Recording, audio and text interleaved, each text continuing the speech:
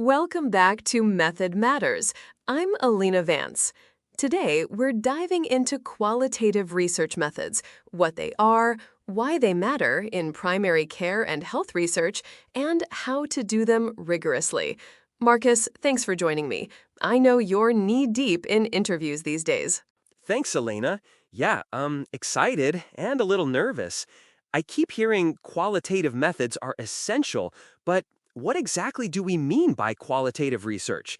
Like, how would you define it to someone who thinks numbers are everything? Great place to start. Qualitative research is about exploring meaning, experience, and context. It's the set of approaches we use to answer how and why questions. How do patients make sense of chronic pain? Why do clinicians adopt or resist a new screening practice? What social forces shape help-seeking behavior? Unlike quantitative epidemiology, which asks how many or how much and relies on measurement and statistical inference, qualitative work digs into processes, perspectives, and the texture of human life. It's rigorous, theory-informed, and systematic, not just stories. Right. So it's not soft, it's different. When should someone choose qualitative methods over quantitative? Choose qualitative when your question is about meaning, mechanisms, or experience. If you want to understand why a vaccination campaign failed in a community or how clinicians negotiate uncertainty during consultations, qualitative methods are often the best fit. That said, they're complementary. Quantitative tells you prevalence, associations, effect sizes. Qualitative explains why those numbers look the way they do. Mixed methods combine both, surveys to estimate scope, interviews to explain the findings. You see that a lot in implementation science. Makes sense. I actually started a project where a survey showed low uptake of a screening tool in our clinic. We're doing interviews to figure out the barriers, but sampling has been tricky. How do I decide who to interview? Sampling in qualitative work is purposive rather than probabilistic. You select participants to illuminate the phenomenon. Common strategies: purposive sampling to get specific perspectives, maximum variation to capture diversity of experiences, theoretical sampling in grounded theory, where emerging analysis guides who you recruit next, and convenient sampling for pragmatic reasons, though it's less powerful theoretically. Importantly, sample size is driven by information needs, saturation or information power, not by power calculations. You recruit until additional interviews stop producing new insights or until you have enough depth to answer your question credibly. Saturation. Got it. And for data collection, I'm using semi-structured interviews, but I'm not sure I'm doing them right. Any practical tips? Semi-structured interviews are a workhorse. Start with an interview guide, a set of open-ended prompts, but be ready to follow the participant's lead. Use probes like, "Can you tell me more about that?" or "What did that feel like?" Active listening matters. Silence can be productive. For focus groups, manage dominant voices and create a safe space for differing opinions. Observe nonverbal cues and always take field notes after the session. Record impressions, context, and initial analytic thoughts. Ethical issues matter: informed consent, confidentiality, and careful handling of sensitive topics. And logistically, test your recording equipment, schedule for when participants are most comfortable, and pilot the guide.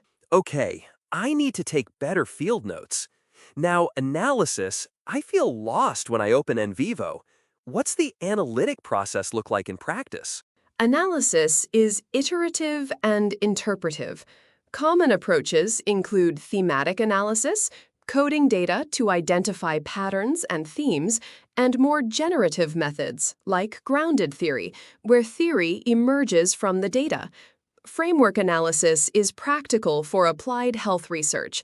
You set an initial coding framework linked to research questions, then refine. The steps: familiarize yourself with the data, generate initial codes, search for themes, review and refine themes, Define and name themes, and produce the write-up. Use memo writing throughout to capture analytic ideas and decisions. Software supports management but doesn't analyze for you.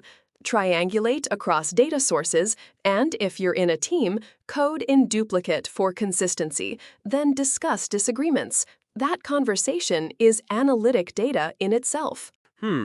Reviewers often ask about rigor. They want numbers for quality. How do we convince them qualitative is scientific? Good question, Marcus. Qualitative research uses different quality criteria than positivist metrics. There are commonly used criteria. Credibility. Are the findings believable? Transferability. Do they apply in other contexts? Dependability. Is the process consistent and well documented? And confirmability. Are the findings shaped by participants, not researcher bias? Practical techniques. Triangulation, using multiple data sources or methods. Member checking, returning findings to participants for validation. Thick description, rich contextual details so readers can judge transferability. Audit trails, clear documentation of decisions and analytic steps. Reflexivity, explicit acknowledgement of the researcher's position and influence on the study. These practices, when described transparently, demonstrate rigor. Reflexivity always trips me up. What does that actually look like in a paper? Reflexivity is both procedural and rhetorical. Procedurally, keep a reflexive journal. Note your reactions, assumptions, and how they shape the research choices. Discuss team dynamics. Who did interviews, who coded, how disagreements were resolved. Rhetorically, include a positionality statement in methods, my background, affiliations, and potential biases, and why they matter. Reflect on how participants reacted to you and how that may have influenced data. For instance, as a clinician interviewing patients, I noticed they deferred to me on medical topics. This likely shaped disclosures. That's useful and honest. And more broadly, think about generativity, how qualitative work creates new questions, concepts, and theory that drive future inquiry. Generativity. I like that word. I'm also trying to integrate qualitative with an RCT in my department. What's the best way to mix methods without muddling the study? There are several mixed methods designs. In an explanatory sequential design, you collect quantitative data first, then qualitative interviews to explain surprising results. In exploratory sequential, you start qualitatively to develop measures or theory, then test those quantitatively. Convergent parallel involves collecting both simultaneously and integrating at the analysis stage. Key is planning. Define integration points up front, be explicit about how one strand informs the other, and allocate time and resources. Pragmatics matter, different timelines, different expertise, so build a team with complementary skills. And in reporting, present an integrated interpretation, not two separate stories stitched together. That helps.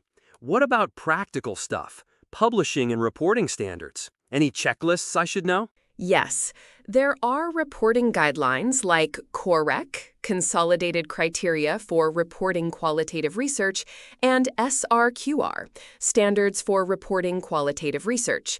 They prompt you to describe the research team, study procedures, sampling, data collection and analysis, and reflexivity. Journal reviewers often expect these details. On ethics, robust consent procedures, careful anonymization, and sensitivity to participant well-being are crucial. And finally, think about dissemination beyond academic articles, policy briefs, stakeholder workshops, or even patient-facing summaries. Qualitative insights often resonate with policymakers and clinicians because they capture lived experience. Got it. I'm feeling more confident. Any last practical tips for someone new to qualitative work? A few parting tips. 1. Start small and iterative. Pilot interviews to refine your guide. 2. Keep rich data. Record, transcribe, and read transcripts thoroughly. 3. Build a team or peer group to discuss coding and interpretation. Qualitative insights are strengthened by dialogue. 4. Be explicit about your analytic decisions in the write-up. Transparency is your friend. And finally, embrace uncertainty. Qualitative work isn't about final answers, but about deepening understanding. And finally, read exemplary qualitative papers in your field to see how authors craft argument and evidence. Excellent. I hear you. One last question. Where do you see qualitative methods going? Any trends for early career researchers? We're seeing interesting shifts. Methodological pluralism is growing, more integration with quantitative designs, digital ethnography, and rapid qualitative methods in implementation contexts. There's also more emphasis on participatory approaches, co-producing research with communities to ensure relevance and equity. The idea of rigor is evolving toward generativity. Are we producing insights that generate new hypotheses, inform policy, or transform practice? For early career researchers, versatility is an asset. Learn foundational qualitative skills, but also how to communicate impact to mixed audiences. That's inspiring. I appreciate the clarity, Elena, and the encouragement. You're welcome, Marcus. To everyone listening, qualitative methods are powerful tools for understanding complexity in health and care. Start with curiosity, pair it with disciplined procedures, and be transparent in your work. If you'd like, in our next episode, we can workshop a real interview transcript and walk through coding live. Practical, hands-on. Sound good? Yes, please. Count me in. Great. Thanks for listening to Method Matters. If you're a grad student or clinician trying qualitative methods and want us to look at your anonymized transcript on the show, send us a note. Until next time, be curious, be reflexive, and keep asking the questions that numbers alone can't answer. Bye for now.